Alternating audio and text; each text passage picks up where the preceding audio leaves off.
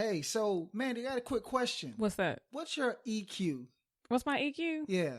I don't know if it's a number to it. Oh, goodness. Well, guys, guess what? Just like I'm asking Mandy, I'm going to ask you guys what's your EQ. Now, if you don't know what an EQ is, stick around because it's going down. We're going to tell you. Episode number 58 coming up here. Let's go.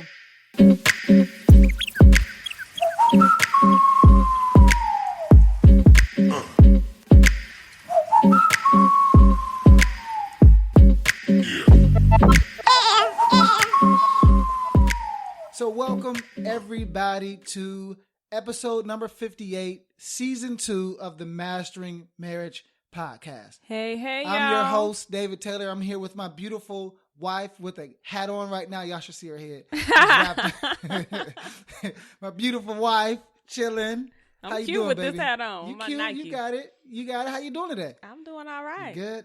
Well, we have a lot of information to explore and discuss today. So I hope you're ready. Hope you got your water there because we're going to be doing a lot of talking. And I got my water because my throat might get dry, right? You better take a sip. If I get dry, I'm going to need you to bail me out and talk. You get throat? Anyway, guys, we are about to talk about a topic that we have never talked about. Now, you may have heard us allude to it, but today we're going to go really, really deep. So I hope you got a good hour or so to hang with us because there's no way I can chop this down into smaller bites. So I'm just saying, right? So we're going to go in a minute and go in.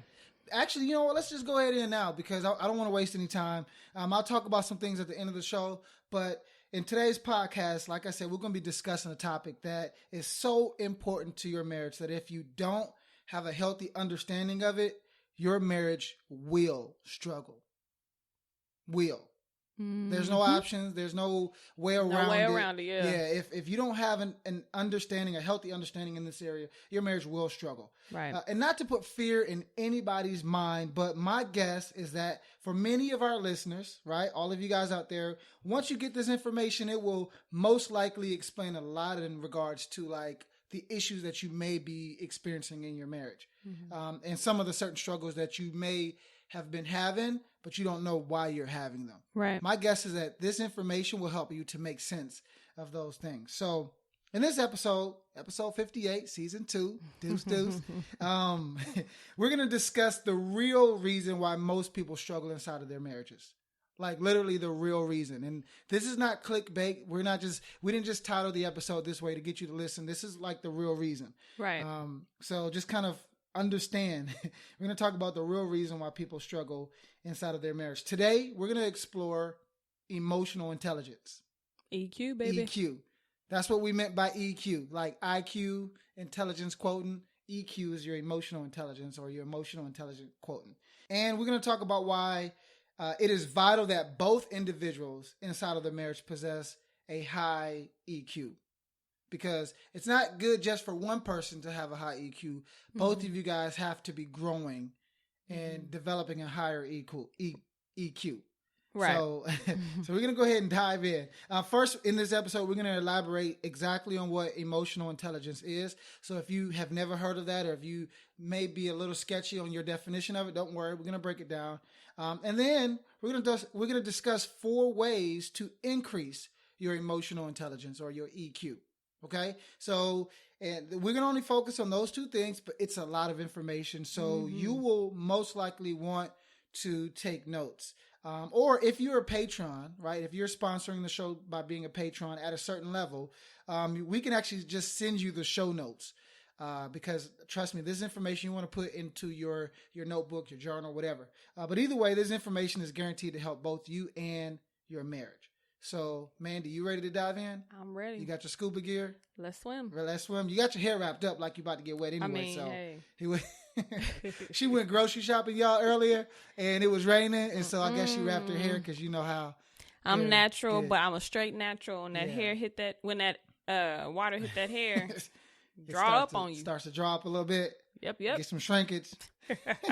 Anyway, okay, so, all right, let's dive in. Okay, first, guys, emotional intelligence is defined as your ability to recognize and understand emotions in yourself and in others, as well as your ability to use that awareness to manage your behavior and your relationships.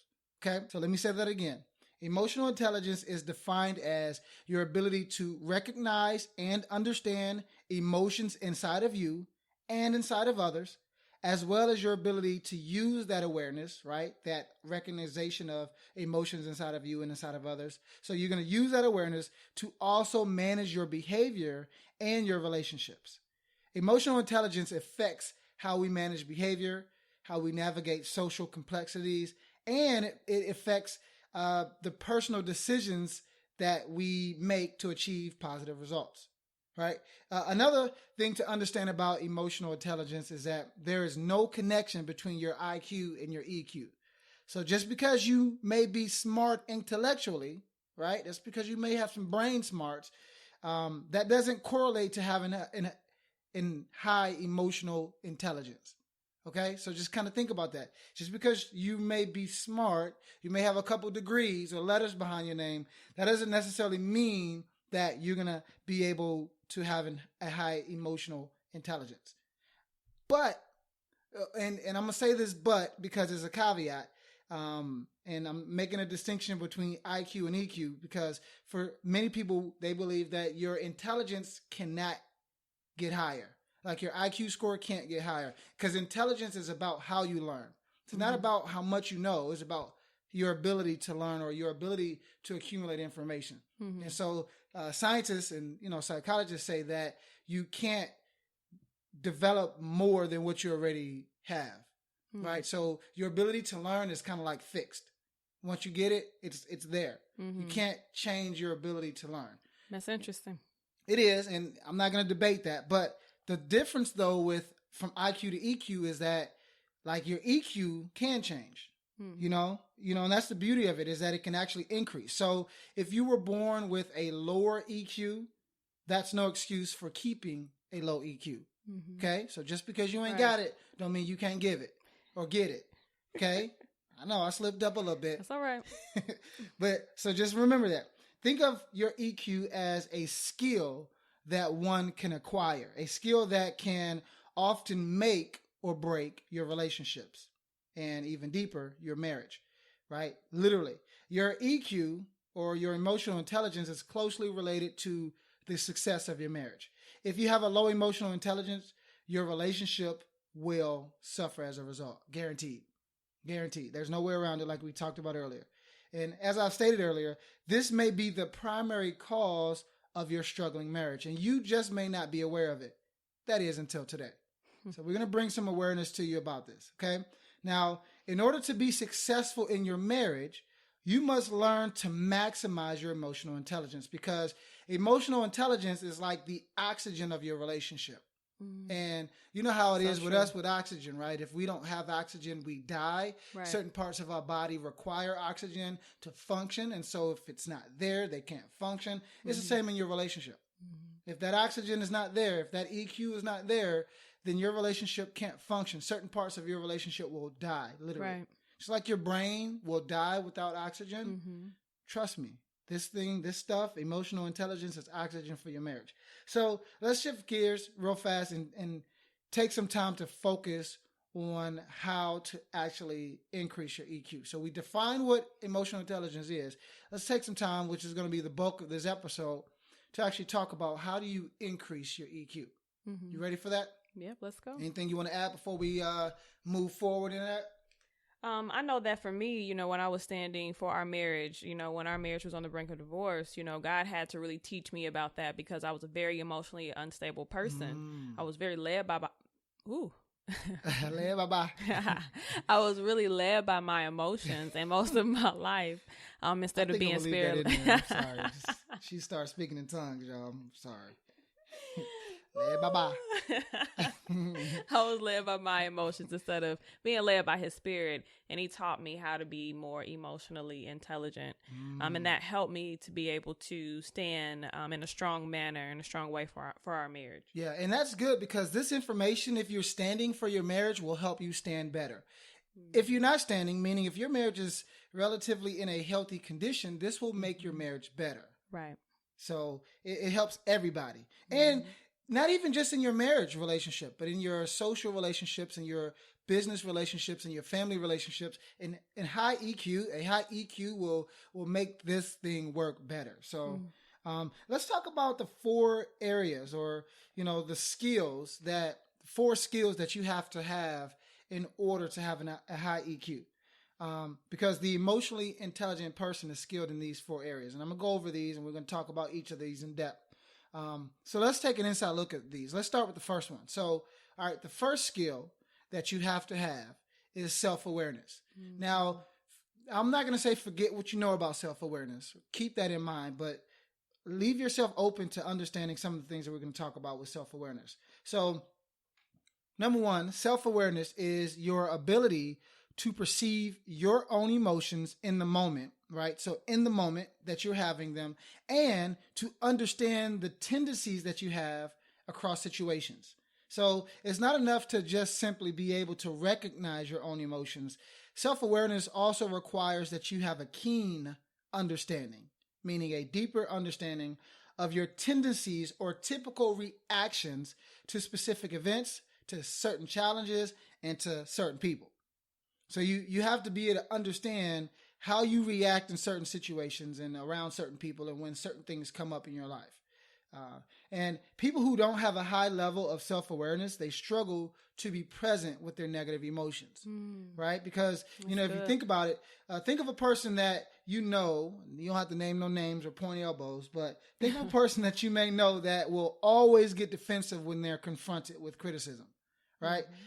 That's a person who possesses a low level of self-awareness, right? Think about it like this. The only way to genuinely understand your emotions is to spend enough time thinking through them to figure out where they come from and why they are there. Okay? And so if you lack self-awareness, that really means that you have not spent enough time being one with your emotions. Like, I call this process leaning into your emotions. And whenever I'm counseling someone, let's say someone comes to me and they're dealing with anger, or they're dealing with, fear or anxiety. A lot of times, or depression, a lot of times they may get one of these emotions and then they may steer clear of them, right? They avoid them. And I often challenge them to actually lean into them, right? It's that, yea, though I walk through the valley of the shadow of death. It's that concept of going to the dark places of your soul and actually being there, being present there, right? Understand this. Your emotions don't come out of a vacuum. Like, they just don't happen by themselves. They always serve a purpose. And most people will have an emotion and automatically react to it without first understanding where they come from and why they're there to begin with.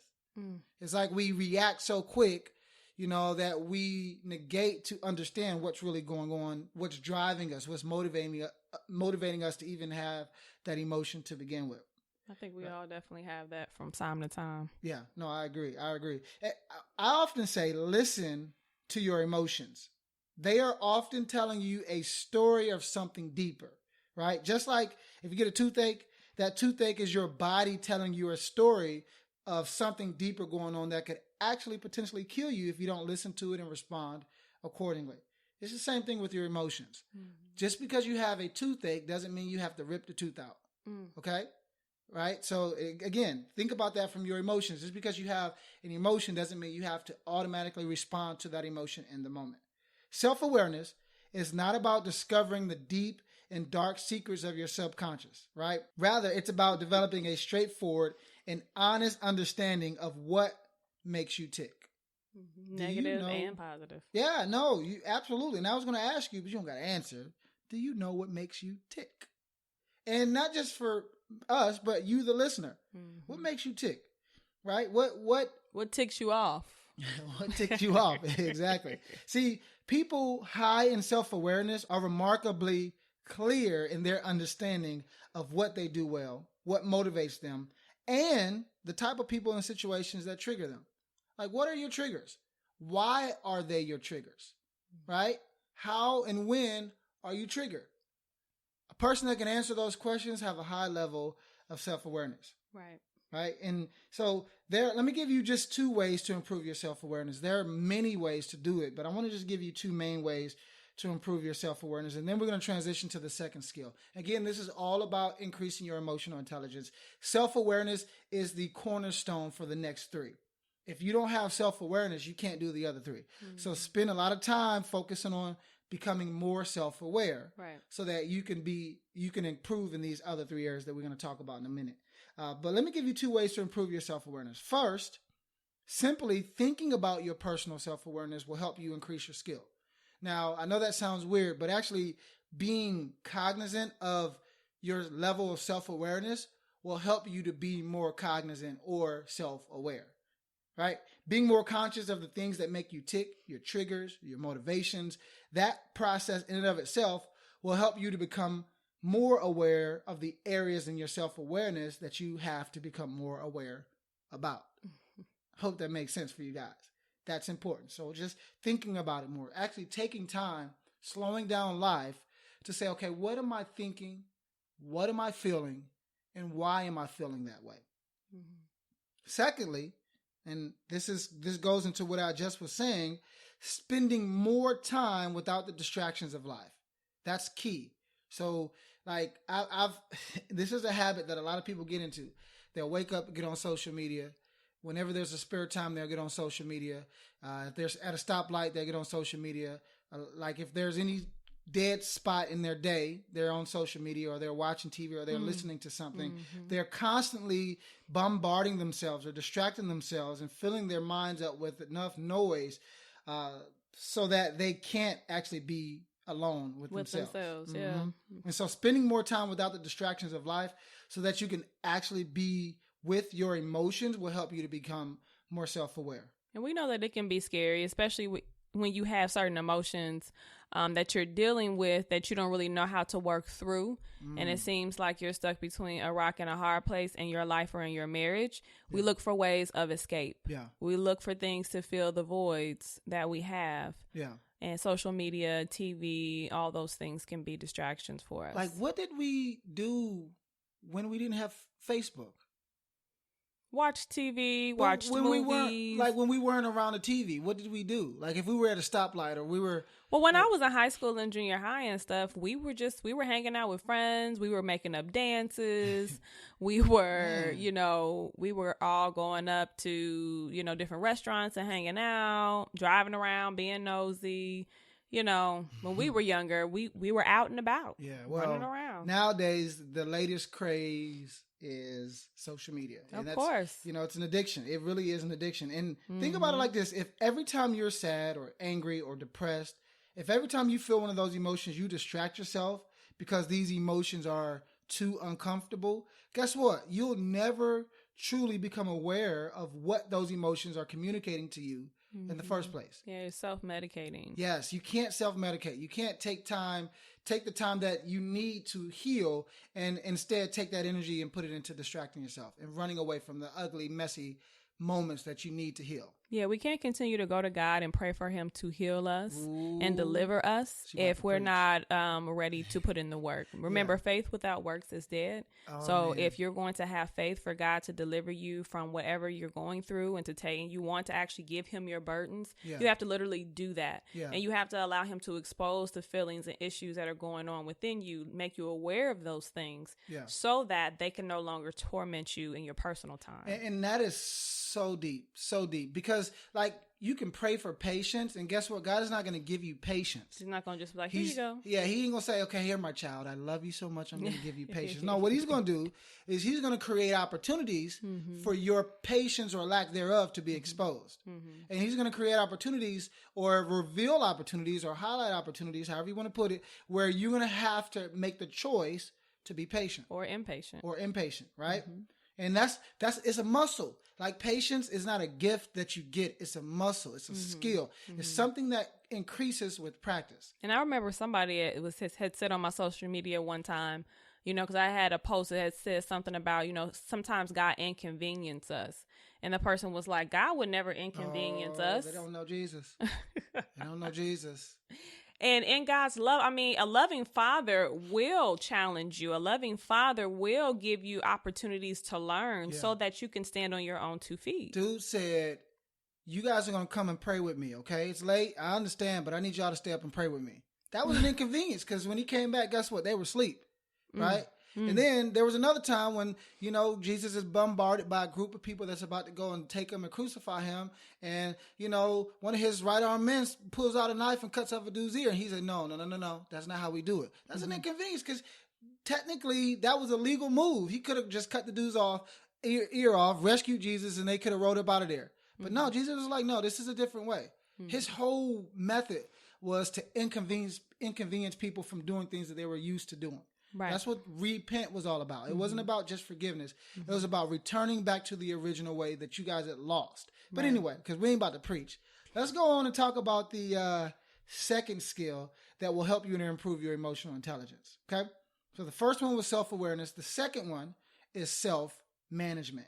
Now, self-management is your ability to use your awareness of your emotions, or in other words, to use your self-awareness to stay flexible and to direct your behaviors in a positive manner. Hope you got all that. Simply put, this means that you are effectively and successfully able to manage your reactions to both situations and people. Meaning you just don't fly off and react just because you have a feeling or an emotion or a thought. Right? You manage that first, then you have the appropriate reaction. Right. We found this. We found, you know, and this is by us working with marriages so much, literally every single day. We found that in marriage, most people are driven by their subconscious needs. And not just actually in marriage, in life. We're driven by our subconscious needs, right? Kind of like I was at the beginning of our marriage when I was driven by my need for affirmation and validation. Now, you wouldn't have ever gotten me to admit that because I was not aware of it. It was subconscious. It was a childhood wound that had originated when my mom and dad got divorced. And because of that, I developed daddy issues, which transferred to affirmation and validation, and the rest was history. The problem is that I was completely unaware of this need, and thus I could not control its impact on my relationship with Mandy, right? Because I didn't know, I couldn't do anything about it. I thought it was Mandy's issues, and it was really my issues, right? Now, please don't gloss over this key point, because this is the very reason why so many individuals are emotionally unbalanced inside of their marriages. As a result of being emotionally unbalanced, they are constantly placing their needs at the forefront of the marriage. And because they do that, it stifles their ability to truly love their spouse unconditionally. Like, there was no way in Hades that, I could say no way in hell, right? Like the actual location. That's not a curse word anyway. So there was no way in hell. It just sounds weird. Because you get a whipping for that. But I'm not cussing. I'm really I mean the way I say it. There was no way in hell, because I was trapped in that mental space. There was no way that I would be to love you unconditionally, because I was there. I was trapped there. Right? So I had to clean it. That's okay. My mama hear that. I ain't cuss, y'all. I ain't cuss. Hell is a location. It's not a curse word. You're right. Okay. It's in the Grand Cayman. No, I'm just playing. No, we actually was there. Literally, we went to Grand Cayman, and there's a city called Hell. A little town. Ain't no city. Okay, I'm sorry. A little town, like literally a little blip on the map. It's called Hell. They got a post office. We took pictures in Hell. We did. Yeah, you can't play with Hell. Stupid. We literally was there. It's weird. I know, but y'all pray for us, okay? Let me get back to. I get distracted. Anyway, so think about that. Just because you have an emotion or a certain urge to meet an unmet need, that doesn't mean that you have to react to that emotion or that urge. This is the complete opposite of self-management. Like, here, think about it like this. Never make your spouse responsible for meeting your personal needs. Never make them responsible for your personal happiness. If you've found yourself saying these words, and these are in air quotes, I'm not happy inside of this marriage anymore, or like, this person doesn't make me happy. If you found yourself saying that, please know that what you're really saying is that I am making you, the other person, responsible for how I feel inside of this marriage, because I am not capable of healthy self-management. Ooh. Yeah. No one else can be responsible for your ability or inability to manage your own emotional needs. In order to increase your emotional intelligence, you have, it's not an option. You have to not only be aware of your emotions, you have to make sure that you are not controlled by those emotions. Right. You can't be controlled by your emotions. Right? You've heard people say, don't be emotions led. Okay? Now, emotions in and of themselves, they're not bad things. They're normal things, normal experiences to what it means to be a human. However, you cannot be controlled by them. Right. You can't just lead with emotions. Yes. And, our assumption is, and I'm pretty sure this is correct, that most of our listeners are believers. Yeah. And so when you are a believer, when you follow Christ, then this should be a no-brainer. Yeah. Because again, if he is Lord and Savior in our life, then his voice should be speaking louder than our emotions. And unfortunately, that's the ideal. Unfortunately, most people have their own emotional needs set on the throne of their lives and not Jesus. Now, am I saying that I'm perfect or David is perfect? No, because there are times where we pop off first. But you know what? Being emotionally intelligent means that, hey, you can step back and recognize that wasn't right. I should not have talked to my husband that way, or I should not have talked to my wife that way. Yeah. Let me examine why I did that. Yeah. What was motivating that? So next time I can learn from this and I can do things better. And demonstrate appropriate self-management. It's all about growth. Yeah, exactly. See, the Bible says in Genesis to be fruitful, subdue the earth, and have dominion over the earth. That's right. Right? Not just every creeping thing on the earth, but to have dominion over the earth. Right. And guess what, guys? You were created from what? The earth. Literally, you were created out of the dust of the earth. You are earth. I know that sounds weird, but you really are. And you're supposed to have dominion over yourself. Now, if your emotions, right, because the Bible also says whatever you submit yourself to becomes ruler over you. Woo. Right? And so if you're submitting yourself to your emotions, or if you're submitting yourself to your emotional needs, or if you're submitting yourself to the wounds of your past or your fears, preach. Those things... See, I just stopped. I ain't gonna finish. I ain't gonna finish now. But those things become your ruler. Those things become your master. That's so true. Those things become your Lord. And I'm telling you, this stuff is if you can get it, it changes things. My goodness. Right? Okay. Let me give you 2 ways to improve your self-management before we move on to the third skill that you're going to have to need in order to increase your emotional intelligence. So here are 2 ways to improve your self-management. And there are many others, but I'm just going to give you 2. First, and this is going to be something that you probably haven't heard before, but I'm going to say it, so don't judge me. First, I want you to treat your emotions fairly. You should be unbiased with all of your emotions. Or another way of saying it is, you should have a logical relationship with all of your emotions. I'm not saying logic should always override your emotions, or your emotions should always override your logic. I'm saying there should be a mutual relationship between logic and between logic and emotions. You should have a logical relationship with all of your emotions. So a wise relationship. Yes. Just because you have a fear of being abandoned, that doesn't mean that overreacting to this fear should be the guiding principle whenever this fear is triggered. Okay? Did you get that? And Mandy's laughing at me because it took me a couple times to get a couple takes to get this right. I ain't see. Fumbling. Fumbling. But again, just because you have a fear of being abandoned, that doesn't mean that overreacting to this fear should be the guiding principle whenever it's triggered. Instead, understand where the fear comes from and why you still are struggling with the fear to begin with. Right? And that takes you back to the self-awareness part. Right? And then secondly, stop reacting in the moment. You see what I did? Put stop first, meaning stop. But I also put in a sentence saying stop reacting in the moment. It's a double meaning. Stop. I'm saying stop, really. Just stop. Okay? Just stop reacting and take some time. Slow down. Right? Slow down so that you could have more time to manage those emotions and the irrational beliefs better. Often we just don't give ourselves enough time. We don't. And we're in this microwave generation. We want Quick. Everything fast. Quick I know because toes. if you put me in a car behind people that can't drive, I get very impatient. Ooh. Right? And if you put me behind a computer that screen, may be God. Huh? This ain't about me today. This ain't about me today. It ain't about me today. Right? Let me stop. Let me stop. But anyway, or you put me behind a computer monitor and the internet is acting up, right? You know, I like things to operate at the pace that I want them to operate. Come out. But anyway, the same thing is with our emotions, right? Often we just don't give ourselves enough reaction time.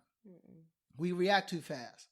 Remember, just because you have a thought or an emotion, that doesn't entitle you to reacting to it on the spot.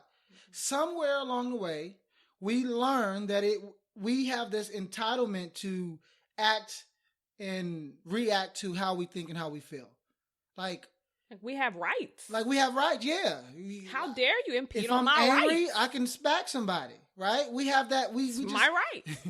We have, I don't know where we got it from, but it just doesn't work, right? You know, you go let a cop pull you over and you start flipping off at the mouth. Guess what? That ticket gonna be higher. You know what I mean? So like, but I bet when you go to court, you ain't gonna be flipping off at the mouth. Some people do, and they get them clanks, right? And then they're sitting in there learning, like, okay, well, I can't do that next time. I can't do that. But okay, let me get back because Mandy's distracting me. But the point is this: stop reacting in the moment, right? The Bible says to be angry and to sin not. How in the world do you think that's possible? Right? There's a principle. That's a principle. You can have your emotions, but you can't let the emotions make you do things that are unhealthy. Don't make your emotions your ruler. Yes. Be angry and sin not. And the only way to make that possible is self-management. Okay? Effective self-management. Mm-hmm. Oh, and let me just say this. Please stop saying that that's just my personality. No. Well, then you are new. You are a new creation in Christ, and He has given you a new personality. Yes. So put that off. Do you really know what your personality is? That's another question. That's a new podcast. Yeah, that's another podcast. We ain't gonna go there. But that's so key. I like that. I was gonna say another one, but I don't want to run out of time because I'll get stuck on talking about this. Let's move to the third skill. So we talked about self-awareness, right? We talked about self-management, and these are skills that will help you increase your emotional intelligence. Take this stuff seriously, guys. All right, so the next one is social awareness. Now, this is not a social studies course, so I'm not going to get to social studies on you. Okay, that didn't really make sense, but that's the best I had. It's the best I had. Don't judge me. Socially study you? Socially study? I don't know. But anyway. Maybe? Anyway, social awareness is your ability to accurately pick up on the emotions in other people and understand what is really going on with them. So this often means being able to perceive what other people are thinking and feeling, even if you don't think and feel the same way. How many people can do that, right? It's very easy to get distracted by your own emotions, so much so that you forget to consider the perceptions of other people, especially if you lack self-management. Because if you lack self-management, you're going to tend to react sooner and overreact more, which means that you are losing sight of what's really going on inside the other person. Social awareness ensures that you stay out of your own way long enough to focus on the other person, so that you can gain critical information about them, information that will ultimately help you to understand what is really going on inside of them. Like, you'll be surprised how many people struggle with this one skill inside of the marriage. You know, and like a lot of times we interact with people like this, and once we bring this to the light, they are like, oh, okay, yeah, like maybe I am clouding my own judgment. It's almost like, and we were guilty of this, right? While you're dating, you are extremely keyed in onto the other person, right? You're like anticipating their needs. You know, you're researching and studying them and learning their desires. But the moment you get married, things shift, and you often become consumed with your own needs, with your own desires, and with your own emotions. It happens. Yes, right? It does. And we were guilty of it. It happened to us like soon as I carried Mandy across the threshold, something changed. Okay, you know. Mandy just stopped. Look, she just stopped caring about me, y'all. I still cared about her. Let me stop. I got selfish quick. I'm going to be honest. Like, as soon as I got married, I think I got 10 times more selfish. Because like as soon as you said I do and we kissed. I think so. Like that moment, or maybe not that moment. Maybe after the honeymoon, because honeymoon was, you know, it was we were still on the cloud. But when we got to the house, the cloud left. The cloud left, yeah, and reality set in, and I started to see my own issues, and y'all know how it happened, right? How it ended. But think about it. And instead of trying to understand, and this is what we see most people do. We see them that instead of trying to understand their world and interpret their behaviors through that lens, we find that most people tend to use their own personal worldview to interpret the behaviors of their spouse, right? And it's weird because, again, when we're dating, we're trying to understand, okay, what's her favorite color and what's her favorite scent, and what movies do she like? And so, well, you know what? I'm gonna go watch a movie with her that she likes so that I can have a conversation about that movie and show her that I really care. But all of a sudden, nah, when we get married, I don't like that no more. I don't want to watch the movies. Chick flick. Seriously? Nah, let's go watch something different. It's like, and this is me, so I can use this as an example. It's like the person who's driving and feels that the person that, well, this is not all the way me anymore. But this used to be me a lot more. But like, you know, when you're driving and then all of a sudden someone cuts you off in traffic and you all of a sudden feel like they did it on purpose to you. So you drive up to them and then you got to look over and give them that mean mug. Don't act like y'all ain't never done that. Right? Or you drive up to look them in the face to see what is really going on with them and why they so stupid, right? Y'all, I know I ain't the only one that did that. But think about it. What if this person just got a call from a doctor letting them know that their mother only has a few hours left to live? Right. Or what if this guy, his wife is in the back seat laying down about to have a baby, but you just don't see her. You see this guy cut you off, right? What if that's going on? What if they're not even thinking about you? You know, maybe most they're people just somewhere else yes, in their mind. Most people are somewhere else. They're not even thinking about you, but often we take it personal. Same thing with your marriage. Right. Often when your spouse does something, they're not really thinking about you when they react. It's about them, right? But then you take it personal, and all of a sudden you lose sight of social awareness. Like, think about it. Maybe your spouse's irritability had nothing to do with you, but because you took it personal and got offended, got in your little feelings, right? Because of that, you missed an opportunity to connect with them on a deeper level. That happened to me today. Oh. That happened to me a little interesting. bit today. Okay. Yeah, it happened to me a little bit today. You know, I had some stuff going on. I was dealing with some things with some clients that, you know, I kind of got in my feelings because sometimes, you know, we just care. To be real, we care. I care about my clients. I care about the wives I work with, and when they're going through really hard things, sometimes I get a little heated. I get a little heat behind me, and I'm just like, Jesus, help me. And so then David came in and asked me a series of questions, and so I got a little short with him. She showed, like, yeah. bruh. But then you know what? I recognized that. I was socially aware, right? Went into my husband's office and said, hey, babe, sorry, I didn't mean to be short with you. This is what was going on. This is what I was dealing with. And I had just kind of absorbed the emotions of my client. So I apologized for that. And I gave him a little kiss on the lips. And then she bounced. I bounced. And then it was over. Boom. Right? And so that was her being self-aware, demonstrating self-management, and then giving it back in social awareness. Right. And for me, like when Mandy was short, right? When she was short with me, in other words, I didn't take it personal. Because now I know my wife, so I know her body language. I know she has a tendency to, in her face, tell me more than what she says verbally. And so I usually just ask a question, and if I don't get the answer that I know is there, I just wait. And, you know, true to her form, she came back and told me what was really going on, which, you know, I just waited. I didn't press the issue, and I just was like, okay, it's on her. So, but that's what it looks like inside of a marriage. Often, though, someone will get irritable with you, and then all of a sudden, because that made you defensive, you snap back at them, and then you make the situation worse. Worse, exactly. Social awareness prevents that from happening, right? See, social awareness makes all of that possible. In terms of being able to connect with your spouse on a deeper level, it makes all of that possible because the focus is always on the other person and not on you. That's why it's important to become a student of your spouse. Now, speaking of that, I'm going to give you 3 ways because that's part of one of the areas of increasing your social awareness. So let me go ahead and give you 3 areas or 3 ways to improve in this area. And again, this is all about increasing your emotional intelligence. Right. So improving the skill of social awareness will improve your emotional intelligence. So first, listen and observe. Okay? These are the 2 most important elements of social awareness. And that's what you did today. Well, thank you, babe. To listen and to observe what's going on around us, we have to stop doing some of the things that we are kind of used to doing. Some of the things, the behaviors, the poor, bad behaviors that we've grown accustomed to doing, right? We have to stop talking. Just shut your lips. Just keep them shut.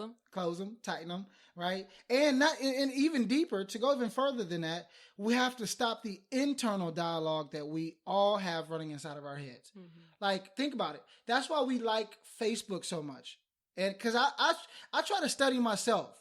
And like, because I often wonder, like, okay, when I'm on Facebook and I'm just sitting there scrolling, like aimlessly scrolling, what am I doing? What am I looking for? What am I looking for? And often I'm looking for confirmation.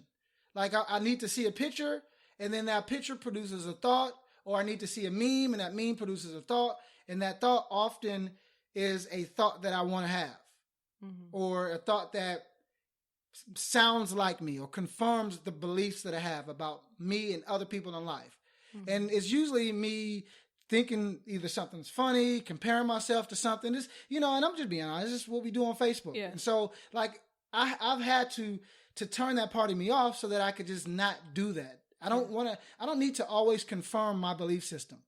Because often what we do on Facebook is we look to find things to confirm our belief system. It's called the confirmation bias. Negative and positive. But negative and positive, yeah. And so I just had to turn that part of my brain off so that I'm not always trying to confirm what I believe to be true. Because at the end of the day, how do I really grow outside of myself if all I'm doing is trying to confirm my beliefs about stuff, right? And so often I position myself around topics and subjects that go against my belief system so that I can grow. Because guess what? David don't know everything, and neither do you. Right. Your butt don't know everything. So that's good. So turn down the internal dialogue so that you could be more present for the other person. This is social awareness, right? The second thing is this. I'm sorry. This is still part of the first thing.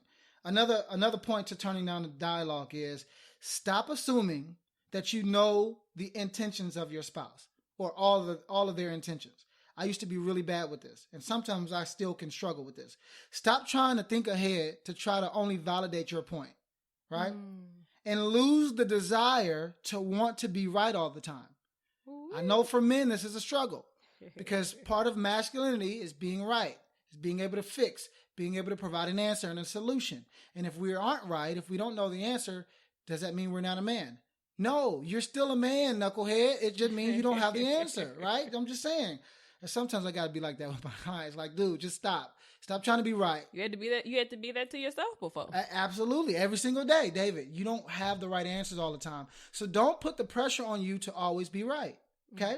Because that weighs us down as men. Right. To try to fix everything. Dude, if you can't change the tire, go somewhere. Or if you don't know how to do it correctly, go somewhere and pay somebody to do it better. Okay? That's not a knock against your masculinity. Because your masculinity is not rooted in what you can do, okay? Because there are women that can do stuff better than you. Does that make them more men than you, more manly than you? No. They're still a woman.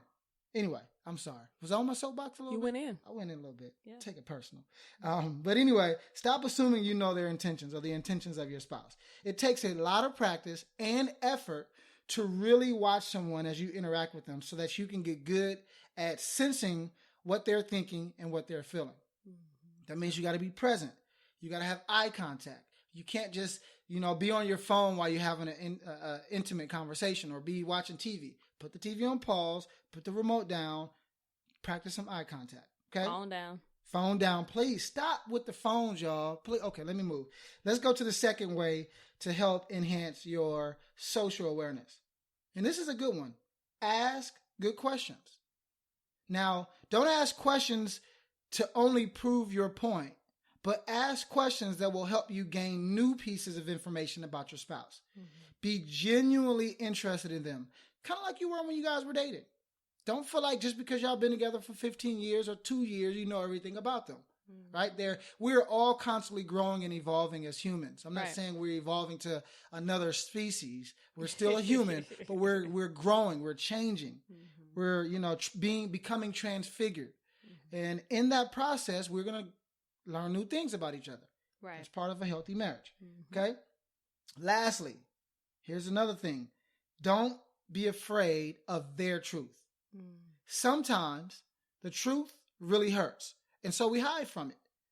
Understand that they may and most likely will see things different from you, and that's okay, right? They are different from you, okay? Your spouse is not you, right? Okay? Just don't limit your understanding of them because you don't want to truly know what they're thinking or feeling, or because you don't agree with how they think and how they feel, right? You guys may have two different beliefs or two different perceptions of the Bible. Does that mean you disconnect yourself from them because your interpretation is what? Righter than theirs? That may not be the case. You never see Jesus doing that. Like, Jesus is not interested in right or wrong. He's interested in relationship. Right. And through relationship, he influences truth. Right. Okay? I hope you caught that. Because if it was about right or wrong, then Jesus would have stoned the lady that was the adulterer. Right. Right? Because that was the right thing to do in that era. But he wasn't interested in right or wrong. He was interested in truth. Truth looks sometimes completely different than right or wrong. Just being honest, right? And don't take my word for it. Look at how Jesus did. Read it. Read it in the Bible. Be after truth, not right or wrong. Okay? And here's another thing. Don't penalize your spouse for their perception. Okay? Don't, make it okay for them to have feelings and thoughts that's different than yours. Don't penalize them because you either don't understand it, because you don't agree with it, or because what they said hurt you. Don't penalize them for how you feel at the tail end of their statement. Right, because that's why a lot of people just stop talking in their relationships because their spouse makes, their responses come off like they think, they're stupid. Yeah. And some spouses, feel like, their spouse talks down to them with contempt. Yes. And as a result, they stop opening up. They shut down. They turn inward, or they turn to someone else. Right? I know because I did it. Now, and it wasn't because Mandy was contemptuous towards me, but I just felt more validated elsewhere. So please don't do this. Think about it like this, guys. The less you choose to see about them, the more you will struggle with your social awareness.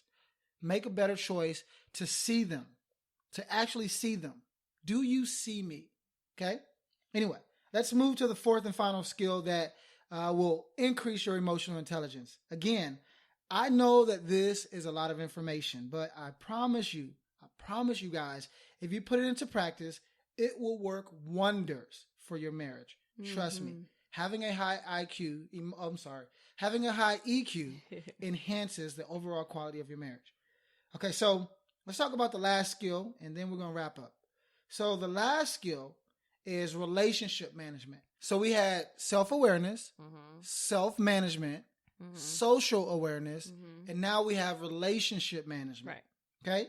Now, relationship management is all about your ability to use your awareness of your own emotions, right, and the emotions of your spouse to manage your marriage successfully. So in essence, you're tying all of these pieces together. You're taking your self-awareness, your self-management, and then your social awareness, right? And you're using that in your marriage, or you're leveraging all three of those things inside of the relationship, which in this particular situation we're talking about is marriage. But you can also do it in any other relationship as well. Relationship management is all about connection. It's all about intimacy. And you've probably heard us say this formula for having a healthy marriage, but I'm going to continue to say it, right? So here's a formula that I want you guys to remember. If you could remember this and practice it, it works. So here's the formula. Safety and security produces vulnerability, and vulnerability produces intimacy. Okay? Relationship management is all about knowing the dynamics of your relationship and leveraging them in a healthy manner. Now, the skill of relationship management is something that most people will not learn correctly. Now, if you're like me, you've probably never seen a marriage relationship managed correctly. For instance, I grew up in a household where my mom and dad divorced when I was like 5, and then my mom would go on to have 3 additional failed marriages, so that was 4 for her. And my dad was married 4 times, divorced 3, so he's in a successful marriage now. But I never got a healthy model. I think we talked about it before, Mandy. Between the two of us, there's 17 marriages and divorces between the two of our parents. So imagine all of the mixed and wrong messages we accumulated over the years and brought into our marriage. Right. It's crazy, right? I mean, think about it. Think maybe you grew up in a household where you probably learned things that would cause you to manage the critical aspects of your marriage incorrectly. And most likely you did. So that's probably not a maybe. It's a most likely. Think about it like this. How many of you saw one of your parents shut down emotionally or completely leave during a conflict? Let's say your parents were arguing, one left or one shut down, right? Stormed off, slammed the door. All right. How many of you saw a parent punish? How many of you saw a parent punish their spouse by withdrawing from them or by verbally attacking them, right? How many of you received the message that you deserve to be happy? So if they don't make you happy, it's okay to find that happiness someplace else, right? Or that your marriage, you should be happy in your marriage, and so your marriage is supposed to make you happy. How many of you guys received that message, right? And again, or any type of faulty message about conflict inside of a marriage. Like there shouldn't be conflict. Like if your marriage is successful, there should be no arguing, no conflict at all, right? And think about it. Conflict, I love it because conflict will reveal your relationship management skills. I guarantee. Conflict will show you what you're truly made of. It'll show you if you're truly capable of managing your marriage. For the sake of time, though, because I could stay there, but I want to give you guys 5 key strategies for improving your relationship management skills, and then we're going to wrap up. I know this is a lot, so take your time, go back, repeat this, take some notes. But let's go ahead with the first key strategy for improving your relationship management skills. And there are tons, but here are just 5. Number 1 is this. Become a student of your spouse. And this is what Mandy alluded to earlier. Just because you think you know your spouse, that doesn't mean that you have to stop learning about them. Become a student of your spouse so that they always feel understood and safe being vulnerable with you. Right, because life happens, and so our perceptions always change. The things we like and desire always change. Yes, that's so true. Let's move to the second one. The second strategy for improving your relationship management skill is be comfortable opening up to your spouse. We found that once people get married, they start shutting down quicker and quicker.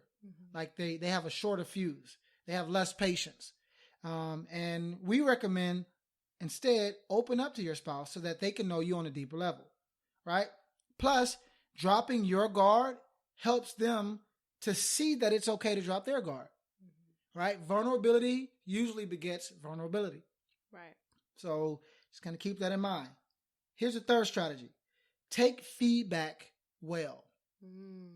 Lose the habit of getting offended or hurt over interactions between you and your spouse. Use your self-awareness and your self-management skills to understand why you feel offended so that you can react without penalizing them for how you feel. Never, ever penalize your spouse for how you feel, or quote unquote, how they made you, I put made you in air quotes, feel. Because guess what? Newsflash, they can't make you feel anything. That's Even your if it responsibility. does feel automatic, you can reteach yourself Yes. how to react. And Yes. that's what this is all about. Exactly. And remember, your feelings are your responsibility. And if you overreact to the deeper things that your spouse shares with you, guess what? They're going to stop opening up. Right. And I know Mandy had alluded to that earlier as well. You want to create that environment of safety and security. You want them to feel safe opening up. But if you penalize them for how they feel, they're going to stop opening up. And I know for a fact because I used to do this with Mandy. And that's a habit that I had to break, meaning every now and again, if I'm not on my game, I can fall back into it. So just kind of keep that in mind, okay? Take feedback well. The fourth one is a good one, okay? I want to give you guys, this is a good strategy that you're going to have to make sure that you keep in order to increase your relationship management skills. Number 4 is this. Only get mad on purpose. please understand that anger is an emotion that exists for a reason. Anger in and of itself is not a bad emotion. It's how we use it and manage it that makes it bad. Right. See, often anger doesn't mean what you think it means. So if you practice the self-management and take the time to increase your connection with your anger, guess what? You'll be able to understand where it comes from and why it's there in the first place. And that level of understanding will help you to know how to use your anger properly. It's definitely a totally new way for people to look at this type of thing, especially because, again, we're on social media, we're watching TV and movies, and we've just been taught growing up to respond with emotions first and then think about it later. Yeah. And anger will cloud your judgment, and it will erode the fabric of your relationship if you allow your anger to not have a purpose. Okay. Lastly, this is the fifth skill that I want to cover, and then we're going to wrap up. Again, all of this is about helping your relationship management skills. So these are 5 strategies. The fifth strategy is this: acknowledge the emotions of your spouse. Meaning, don't allow their emotions to elicit an emotional response from you without at first acknowledging that you have an understanding of their emotions to begin with. I know that's a mouthful. I'll say it again. Acknowledge the emotions of your spouse. Like, don't allow their emotions to elicit an emotional response from you first without you at first acknowledging that you have an understanding of their emotions to begin with. We call that looping. And that's a technique that we teach when we work with our couples counseling. When we do couples counseling, right, we teach looping, which is helping you to be present with them and with what they said and with how they feel before you bring what you have to say to the table. That's one of the laws of marriage that I'm writing in my new book, right? Yeah. But that nobody knows about. But y'all, because I just leaked it a little bit. He leaked it. Seek first to understand, then seek to be understood. That's a law. That's a law of marriage. If you don't implement that, it will destroy things inside of your marriage, especially the communication. Seek first to understand, then seek to be understood. Okay? Missing these steps keeps them from feeling safe, keeps your spouse from feeling safe. And they will remain guarded and not demonstrate emotional vulnerability. So you want to make sure that you acknowledge how they feel so that they are comfortable continually expressing to you how they feel. Okay, so here's what we're going to do, Mandy, because I know we're probably pushing an hour. And what I'm noticing, though, is that most of our shows, especially in season 2, they're going to probably be 45 minutes to an hour long, which is okay. I don't mind giving a lot of information so that people can really take this, invest time in studying it, and then apply it. Right. I just don't want to give them the tip of the iceberg, but in a sense, this stuff that we covered today was the tip of the iceberg. At least we spent some time delving deeper into it, but we'll stop here. But I think that applying this information will help you get pointed in the right direction. And if you could get pointed in the right direction, you could increase your emotional intelligence just by the things we covered today, just by having an understanding of what emotional intelligence is, and then focusing on the 4 key areas of emotional intelligence. If you want to enhance the overall quality of your relationship, increasing your emotional intelligence is key. Now, speaking of enhancing, guess what, y'all? Mandy, my wife, Mandy Blair, my boo, is about to open up the doors to the 3rd cohort of her Overflowing Wife program. Yes, it's about to go down. Yes, it is. And the stuff that they're doing, the revelations, the changing, the growing that these wives are getting is amazing. And this program is all about enhancing the woman inside of the wife. But you know what? I don't want you just to take my word for it. And of course, I don't want you just to take Mandy's word for it. I want you to actually listen to one of our, or one of her recent program. I say our, but I'm not really in the program. But one of Mandy's recent program graduates. See what she has to say about this groundbreaking program. And then we will get back to wrap up. Hello, ladies. So I just wanted to talk with you about the 31-day program known as the Overflowing Wife by Amanda Taylor. What I love about this program is that it doesn't just concentrate on your role as being a wife, but it concentrates on just you being you and get you back to the authentic, original person that you used to be, that you probably lost yourself in marriage. Between the daily homework assignments and then the weekly live sessions with Amanda, she's just really great at pulling things out of you that you didn't quite know were there. So in between that and then the Facebook group with the other wives in the group and the encouragement and camaraderie that you get, it's just like no other. And it is just an awesome, awesome, awesome experience. So I would highly recommend you make that investment for yourself, because at the end of those 31 days, you will realize that you are an overflowing wife. Okay, so if you're interested in that, if you're interested in attaining the things that she talked about, if you're interested in becoming a better version of you, the woman, not just the wife, but the woman inside of the wife, don't hesitate. Don't wait. This next cohort starts on March the 5th. Mm-hmm. That's a Sunday. Yes. It starts on a Sunday.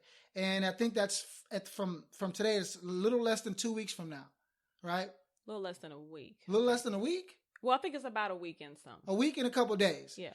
So don't hesitate to either join this program or sponsor a wife. Because maybe you know a wife that desires to become better. Mm-hmm. They just may not have the financial resources. We already have some sponsors. Yeah, we've had we had one wife recently that bought herself a membership and then paid a second time. And I reached out to her because I was confused. But then Mandy was like, no, she paid a second time because she wanted to sponsor someone else. Yes. Someone that she don't even know. She just wants to gift it. Right. So, hey, if you feel like this is your time, right, join the program. And here's what I want you guys to do. To learn more about the Overflowing Wife program and to potentially join and sponsor someone, simply go to this website, okay? www.theoverflowingwife.com. All one word. THE overflowingwife.com. I'm waiting for you, wives. She's Come waiting on. for you. Yeah, and guess what? Like, you just listened to one testimonial, but there are other video testimonials on the website. Now. Yeah. So because we just updated it with those, so go see what other people have to say. Right. Mm-hmm. There's one that's a little longer, but she has a lot of great things to talk about. Yes. So just listen to it, and if it's a good fit for you, then by golly, join. Come on. Yeah, come on in. But anyway, make sure that you subscribe to this podcast in iTunes and leave an honest rating and review. The more people who subscribe to these shows in iTunes and the more people who leave ratings and reviews, the more people will have access to these divorce-destroying resources. Mm-hmm. So we really appreciate your time. We really appreciate your energy and your thirst for knowledge. We're going to keep hammering at it and giving you more. But y'all, guess what? We out. All right, y'all. Deuce, baby. Deuces. Yeah.